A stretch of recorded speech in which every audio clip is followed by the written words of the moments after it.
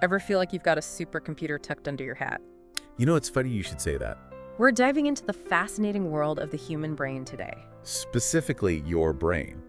We've got a stack of articles, research, notes, all ready to unpack the mysteries of this 3-pound powerhouse. And what's incredible? Is that we're only just scratching the surface of what we know about it. Right.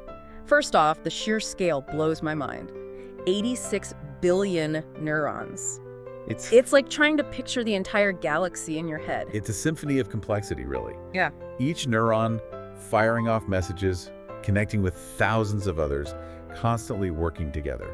Okay, so let's zoom in on the anatomy for a second. Our sources point to 3 main players: the cerebrum, cerebellum, and brainstem. Think of them as the brain's executive team. Okay. The cerebrum, the largest part, is like the CEO. It's split into 2 hemispheres, each with its own specialties. Right, the whole left brain versus right brain thing. Right. One's the logical, analytical type, the other's the creative, free spirit. I wonder for you, which side feels more dominant? You know, it's fascinating because while there's some truth to those distinctions, in reality, both sides are constantly collaborating. It's not a competition, but more like a beautifully choreographed dance. I like that analogy. So it's not about being left-brained or right-brained, but rather how our unique wiring allows those hemispheres to groove together. Precisely. Now, tucked beneath the cerebrum, we find the cerebellum. Often called the little brain. Yes. Sounds kind of adorable, like the cerebrum's trusty sidekick. What's its claim to fame? It's the unsung hero of our physical abilities, your internal gyroscope, constantly making micro-adjustments so you can walk upright, maintain balance, even hit a tennis ball, all without consciously thinking about it. Wow, so when I don't totally wipe out on my morning jog, I can thank my cerebellum for that. You got it. And this remarkable coordination champion doesn't even need a lunch break. Now, rounding out our executive team, we have the brainstem, the lifeline of it all. This is the workhorse keeping the lights on, right? Absolutely. Heartbeat, breathing, blood pressure, all those essential functions we take for granted. The brainstem's got it covered 24/7, which, by the way, allows your conscious mind to focus on more interesting things. Like this deep dive. Exactly. It's like having the world's most reliable assistant working behind the scenes, freeing us up for the big picture stuff. Exactly. Now, speaking of how this whole operation actually works, let's zoom in on the incredible world of neurons and neurotransmitters. It's like the brain's own internal internet. Yeah. Right. Zipping messages back and forth at lightning speed. That's a great analogy. Each neuron is like a tiny electrical generator, sending out signals that travel along these long, branch-like structures called axons. And those signals don't just magically jump to the next neuron, do they? No, they don't. That's where the synapses come in, if I remember correctly. You've got a great memory. Synapses are those minuscule gaps between neurons, and it's where things get really interesting. Imagine them as bustling communication hubs with chemical messengers.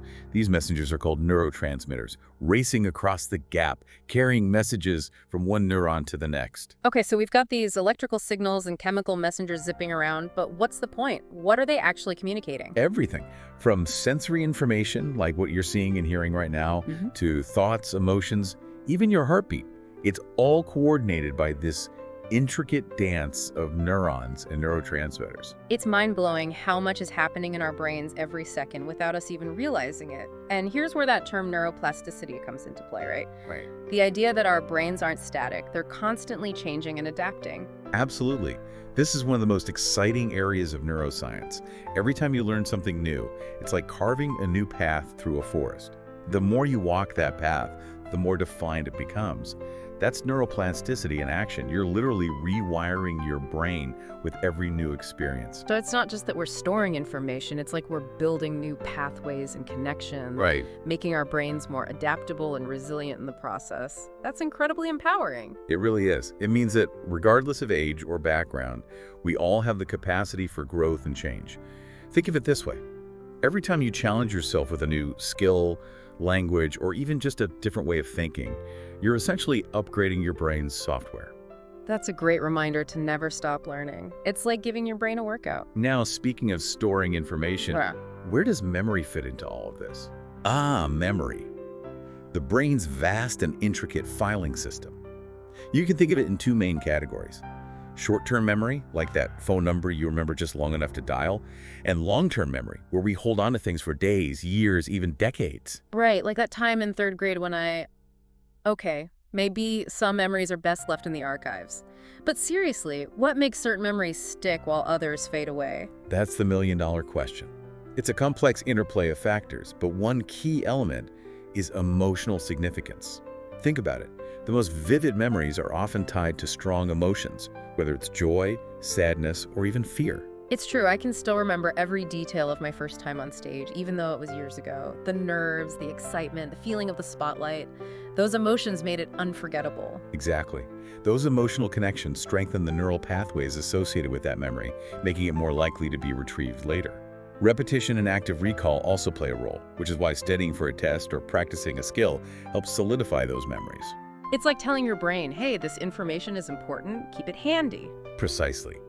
But even with its incredible capacity for storage and retrieval, the brain is surprisingly efficient. Did you know it uses less power than a dim light bulb? Seriously? Yeah, All that power, all that potential, running on less energy than it takes to light up a room? That's incredible. it is. And here's another fun fact. Did you know the brain itself doesn't have pain receptors? It can process pain signals from the rest of the body, but the brain itself can't feel pain directly. Wait, really? So when I get a headache, it's not my brain actually hurting? Exactly. It's a signal from somewhere else, like tense muscles or blood vessels, that your brain is interpreting as pain. Wow, you learn something new every day. So we've got this incredibly complex, energy-efficient organ, but there's still so much we don't know. Like, how does all of this intricate activity actually give rise to consciousness? That's the million-dollar question, isn't it? Consciousness. Our subjective experience of the world, our sense of self, it remains one of the biggest mysteries in science. It's like we're still trying to understand the magic trick, even after we've figured out how all the illusions work. Exactly. And it's a question that has philosophers and scientists alike scratching their heads. How do billions of neurons firing create our inner world, our thoughts, emotions, and that feeling of being me? We're still searching for those answers. It's both humbling and exciting to realize just how much there is still to discover. And speaking of mysteries, let's talk about dreams. Ah, dreams. Another fascinating frontier of the mind. We spend about a third of our lives sleeping, and yet the purpose and meaning of our dreams remain shrouded in mystery. So we don't have a definitive answer as to why we dream. Not yet, but there are some intriguing theories out there. Some researchers believe that dreaming helps us process emotions and experiences from the day, kind of like overnight therapy. So while we're catching those Z's, our brains are busy sorting through the day's events, trying to make sense of it all. Exactly. It's like our brains are reviewing the day's footage, editing out the boring bits, and highlighting the emotionally significant parts. That's a fascinating way to think about it. And it makes sense considering how often our dreams seem to be connected to things that are worrying us or things we're excited about. Absolutely. Those emotional connections seem to play a key role in what our brains choose to process during sleep. Another theory suggests that dreaming might play a role in memory consolidation, helping to transfer information from short-term to long-term storage. So it's like our brains are using those nighttime narratives to solidify what we've learned and experienced. Exactly. It's as if our brains are rehearsing for real-life scenarios, replaying events and emotions to strengthen those neural pathways and make them more resilient. It's amazing to think that even when we're asleep, our brains are still hard at work, constantly learning and adapting. It makes you wonder if we've underestimated the power of a good night's sleep all along. We absolutely have. Sleep isn't just about resting our bodies, it's crucial for brain maintenance. Precisely. During deep sleep, our brains are hard at work, clearing out toxins and waste products that accumulate throughout the day. Think of it as your brain's own nightly detox ritual. So while we're sound asleep, our brains are doing some serious housekeeping. It's no wonder we feel groggy when we don't get enough sleep. It's like trying to function with a system overload. Exactly. And it's not just about the quantity of sleep, but the quality too. Creating a consistent sleep schedule, avoiding caffeine and screens before bed. Those are all key factors in optimizing your brain's nightly reset. So we're talking 7 to 8 hours of quality sleep, ideally. A solid investment for a sharper mind. Now, we've covered sleep, but what other brain power boosters did our sources highlight? Well, remember how we talked about neuroplasticity, that incredible ability of our brains to change and adapt throughout life? Yeah, the carving new paths in the forest analogy. That really stuck with me. Well, one of the most powerful ways to harness neuroplasticity is to continually challenge your brain with new things. I'm all for that. It's like weightlifting for the brain. The more you challenge it, the stronger it gets. What kind of things do you recommend? Anything that forces you to think in new ways and form new connections, learning a new language, picking up a musical instrument, even just challenging yourself with puzzles or brain games. These activities all stimulate neuroplasticity, keeps those neural pathways firing and adaptable. It's like giving your brain a good workout. I can almost feel those synapses forming. Exactly. And speaking of workouts, that brings us to another key ingredient for a healthy brain: exercise. Right. Because physical activity isn't just about toning muscles, it's a brain booster too. Absolutely. Exercise increases blood flow to the brain, delivering a surge of oxygen and nutrients to those hardworking neurons.